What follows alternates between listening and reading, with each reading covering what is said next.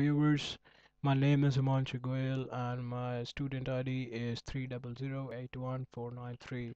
And in this piece of video, I'm going to tell you about change management. Change management is a structured approach to shifting transition individuals, teams, and organizations from a current state to a desired future state. It is an organizational process aimed at empowering employees to accept and embrace responsibility for change management. In this piece of paragraph, I'm going to tell you who's the person responsible for change management. The employee does not have a responsibility to manage change. The employee's responsibility is no other than to do his best, which is different for every person and depends on a wide variety of factors like health, maturity, stability, experience, personality, motivation, and etc. Many more to go. Responsibility for managing changes with management and executives of the organization. They must manage the change in a way that employees can cope up with.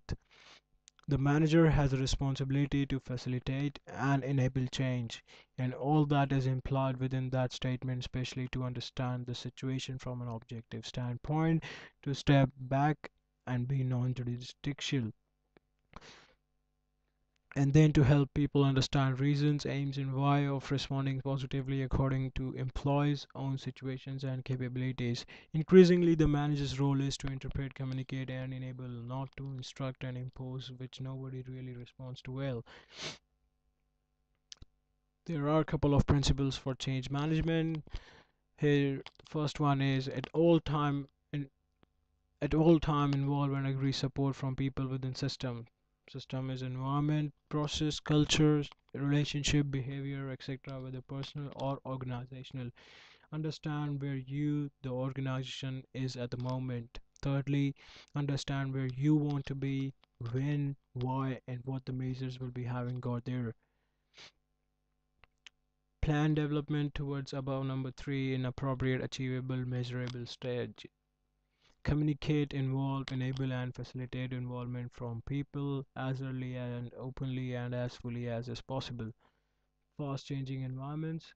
Planning, implementing, and managing change is a fast changing environment is increasingly the situation in which most organizations now work.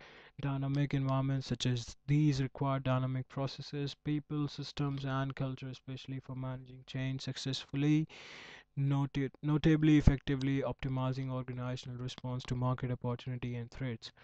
There are a couple of key elements for success, like plan long term broadly, a sound strategic vision, not a specific detailed plan.